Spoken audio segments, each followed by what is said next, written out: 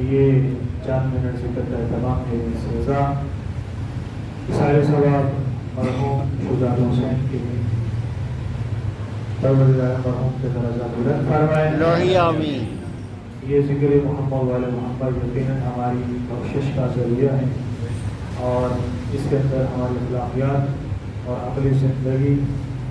جو اس کے اعمال میں سے ایک عمل ذکر محمد والے محمد علیہ السلام بے شک مرحوم انتہائی سادہ انسان تھے اور نمازی تھے، یہاں ہر جمعہ یہاں پہ نماز پڑھتے تھے، جمعہ کے علاوہ بھی اکثر جائے یہاں آ جایا کرتے تھے اور انتہائی سادہ انسان سارے زندگی بیمار ہوئے، اللہ تعالیٰ کے درجات بلند فرمائے الہی آمین۔ اور یہ موت ایک تسلسل اور ایک نام ہے اور ایسا حقیقت ہے کہ جس سے پروردگار عالم نے انسانوں فلاح و بہبود کے لیے اس سلسلے کو رکھا۔ اگر موت نہ ہوتی تو یقیناً انسان اپنی حقیقت کو بھی فراموش کر دیتے کہ انسان کی حقیقت کیا ہے، انسان کے آنے کا مقصد کیا ہے۔ یہ موت ہی ہے ایک واحد چیز کہ جسے انسان یاد رکھتے ہوئے ہیں تو کچھ نہ کچھ حدود کی پاسداری کرتے ہیں، اللہ کی حدود کی بھی یا دنیا کی بنائی ہوئی حدیں جو ہیں، دنیا کے بنائے ہوئے قوانین ہیں، ان کی پاسداری کرتے ہوئے انسان جو نظر آتے ہیں اس کی وجہ وجوہات میں سے ایک وجہ موت کا ہونا ہے۔ بہت ہی بہترین حدیث مبارکہ ہے آٹھویں امام کی، ہمارے شیعہ ہمارے حکم کے سامنے تسلیم ہونے والے ہیں، ہمارے شیعہ ہمارے حکم کے سامنے ہماری اطاعت میں رہنے والے ہیں۔ ایسا نہیں ہے کہ ہمارے شیعہ بھی ہوں کہتے ہو کہ ہم شیعہ ہیں اور پھر ہماری اطاعت میں نہیں، بلکہ ہماری اطاعت میں اور رہنے والے ہوتے ہیں، ہمارے حکم کے سامنے تسلیم خم کرنے والے ہیں، ہماری بات کو پکڑنے والے ہیں، جو ہماری بات ہے اسے پکڑنے والے مضبوطی کے ساتھ، ہمارے دشمنوں کے مخالف ہیں۔ اور یہ بات فرمائی یعنی جہاں پہ ہماری محبت ہے، ہمارے سامنے تسلیم خم ہے، ہماری اطاعت میں ہے، ساتھ میں ہمارے دشمنوں کے مخالف ہیں، تو جو شخص ایسا نہ ہو یعنی ہماری اطاعت میں بھی نہ ہو اور ہمارے دشمن کا مخالف نہ ہو، یا دونوں میں سے ایک بات نہ ہی ہمارے سامنے تسلیم خم کرنے والے ہوں یا نہ اطاعت، یا ہمارے دشمنوں کے ساتھ دشمنی رکھنے والے بھی اگر نہیں ہیں، دونوں میں سے کوئی ایک بات نہیں ہے، دونوں باتیں ہی نہیں ہیں، امام فلیس منا، وہ ہم میں سے ہمارے میں ہم سے نہیں ہے۔ پھر امام علیہ السلام فرماتے ہیں کہ شیعہ کی صفات کے بارے میں کہ جو امام نے بہت ساری شیعہ کی صفات بیان فرمائی، اور شاہ خراسان بھی آپ کو کہا جاتا ہے، سلطان عرب و عجم آپ کا لقب ہے، یعنی آپ عرب کے بھی سلطان ہیں اور عجم کے بھی سلطان عرب و عجم۔ امام علیہ السلام فرماتے ہیں ان میں سے جو حدیث ہیں، امام نے آٹھویں امام نے علامات بتائی ہیں، شیعوں کی علامات، اس میں سے پہلی صفت شیعہ ہونا، خود شیعہ ہونا ایک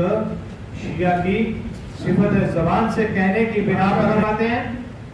زبان سے کہنے کی بنا پر نہیں بلکہ عمل کرنے کی بنیاد پر۔ پہلی صفت امام نے کیا فرمائی؟ شیعہ ہونا ایک صفت عمل کی بنیاد پر ہے، زبان سے کہنے پہ شیعہ ہونا نہیں۔ دوسری صفت فرمائی شیعہ اہل بیت علیہ السلام کے السلام کے امر کے سامنے تسلیم ہوتے ہیں، یعنی حضرت عباس علیہ السلام کی مثال اللہ کی ذات کے سامنے، نبی صلی اللہ علیہ وسلم، امیر المومنین، امام حسن، امام حسین علیہ السلام، ان ہستیوں کے سامنے تسلیم خم کی مثال اگر کائنات میں موجود ہے تو وہ حضرت عباس علمدار علیہ السلام کی مثال۔ یہ بیان کیا فرمائی آٹھویں امام فرما رہے کہ دشمنوں کا مخالف رہنا، جو کہ محمد علیہ السلام کے دشمن ہیں ان کے مخالف رہیں گے تب شیعوں کی صفت میں شیعوں میں شامل ہوں گے۔ پانچویں امام نے فرمایا کہ لیس منا، وہ ہم میں سے نہیں ہے، اگر ایسا نہیں ہے تو ہم میں سے وہ شخص نہیں ہے۔ اور پھر امام نے فرمایا نیک کام کو پوشیدہ رکھ کر انجام دینے والے،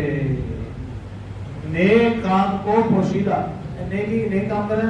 نماز پڑھی، کسی کی مدد کی، مسجد میں دیا، بارگاہ میں دیا، یا کسی اور نیکی کے رفائی کاموں میں خرچ و اخراجات کیے، کوئی بھی نیک کام کیا ہے، چاہے حقوق اللہ ہے یا حقوق العباد ہیں، امام کیا فرماتے ہیں؟ فرماتے ہیں کہ انہیں پوشیدہ انجام دینا، یہ ہمارے شیعوں کی علامات میں سے ہے۔ جب شیعہ ہمارے امام فرماتے ہیں کہ پوشیدہ طریقے سے خرچ کریں گے، پوشیدہ طریقے سے نیکی انجام دیں گے، تو اللہ تعالیٰ وہ نیکی 70 نیکیوں کے برابر ہے۔ اگر ظاہر کریں گے تو ایک نیکی ہے تو اس کا ایک ہی ثواب ہے، لیکن پوشیدہ طریقے سے اسے انجام دیں گے تو 70 نیکی ہے۔ فرمایا اپنے رحمک ولو بے شربت مما، اپنے رشتہ داروں سے صلہ رحمی کرو۔ اگلی علامت ہے اپنے رشتہ داروں سے صلہ رحمی، کتنی صلہ رحمی؟ کم از کم اگرچہ ایک گھونٹ پانی کے ذریعہ ہی کیوں نہ ہو، سے لے کے بڑھاپے تک علم حاصل کرنے والے ہوتے ہیں ہمارے شیعہ۔ یہاں فرماتے ہیں وہ غربت بہتر ہے جو اللہ کی راہ میں ہو اس مالداری سے جو مالداری یا مال اللہ کی راہ سے ہٹا دے، اللہ سے غافل کر دے۔ اس مال کا، اس دنیا کا کیا فائدہ جو اللہ کی راہ سے غافل کر دے۔ ہمارے شیعہ کے اندر غربت ہے لیکن وہ اللہ کی راہ میں گامزن ہے تو وہ کمال کی ہے، وہ کہیں بہتر ہے۔ کہ جب قریب پہنچی تو جملہ علماء اور فضلاء شہر نے بیرون شہر حاضر ہو کر آپ کے رسم استقبال ادا کیا۔ بہت سارے علماء، فضلاء، مومنین، شیعہ، یہ سلسلۃ الزاہد کی حدیث ہے۔ سلسلۃ الزاہد کی وہ حدیث ہوتی ہے جس کے تمام راویان امام معصوم ہیں۔ اللہ تعالیٰ نے یہ فرمایا، یہ حدیث قدسی ہے، اللہ تعالیٰ نے یہ فرمایا کہ لا الہ الا اللہ، اللہ یہ فرمایا کہ لا الہ الا اللہ جو ہے وہ میرا قلعہ ہے، لا الہ الا اللہ میرا قلعہ ہے۔ فمن دخل حصنی، لا الہ الا اللہ حصنی، فمن دخل حصنی، جو اس قلعے میں داخل ہو گیا، آمینہ من عذابی، اللہ یہ فرما رہا ہے کہ وہ میرے عذاب سے امن و امان پا گیا، جو اس قلعے میں داخل ہوا۔ امام نے پردہ کھینچا، تھوڑے سے چلے، پھر امام نے پردہ ہٹایا اور فرمایا کہ لوگوں سنو، لا الہ الا اللہ حصنی، فمن دخل حصنی آمینہ من عذابی میں شروطہا، بے شروطہا، یہ لا الہ الا اللہ قلعہ ہے، اللہ نے فرمایا، لیکن اس کے کچھ شرائط ہیں، انا من شروطہا، ان شرائط میں سے میں علی ابن موسیٰ رضا بھی ایک شرط ہوں۔ وقت چلے گا جب ہم قبر میں جائیں گے اور روز آخرت میں پہنچیں گے۔ صدائی یہ مظلوم کربلا، کم از کم اجر یہ ہوگا، کم از کم اجر یہ ہوگا کہ سیدہ زہرا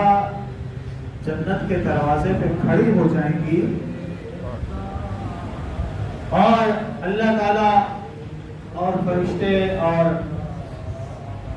دروازے جنت کا جو دربان ہے دروازے پہ وہ کہیں گے کہ اے دختر پیغمبر آپ جنت میں کیوں نہیں جا رہی ہیں؟ اس وقت سیدہ اللہ کی بارگاہ میں عرض کریں گی، اے اللہ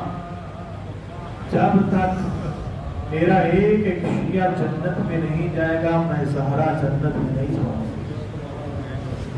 کم از کم اجر شیعوں کے لیے اس مظلوم حسین علیہ السلام کے غم کا اجر کم از کم یہ ہوگا روز قیامت کہ جناب زہرا بڑھ کے شفاعت فرمائے، جس کی سیدہ جیسی ہستی شفاعت فرمائے، کیا وہ شفاعت یہ کم شفاعت ہوگی؟ ارے حسین کی ماں، اس سے پہلے حشر کا میدان ہوگا، پہلو شکستہ پہ ہاتھ رکھے ہوئے जन्नत की सवारी पे सवार हुए आएंगी और उस वक्त अहले महशर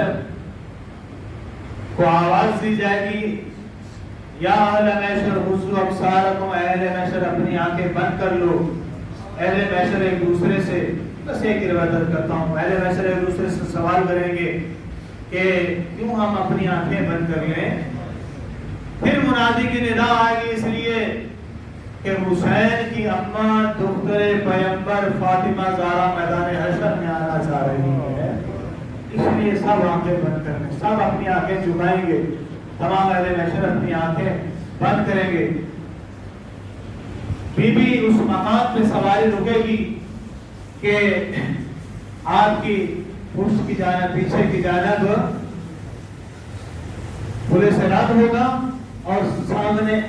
मैदान हशर होगा, और उस मैदान हशर में बीबी तमाम अहले महशर से मुखातब होकर कहेंगी कि ऐ अहले महशर, ये जान लो कि अल्लाह ताला ने मुझ ज़हरा को हक़ शफ़ाअत दिया है। आज ज़हरा जिसकी शफ़ाअत करेगी, अल्लाह मुझ ज़हरा की शफ़ाअत को रद्द नहीं कर पाएगा।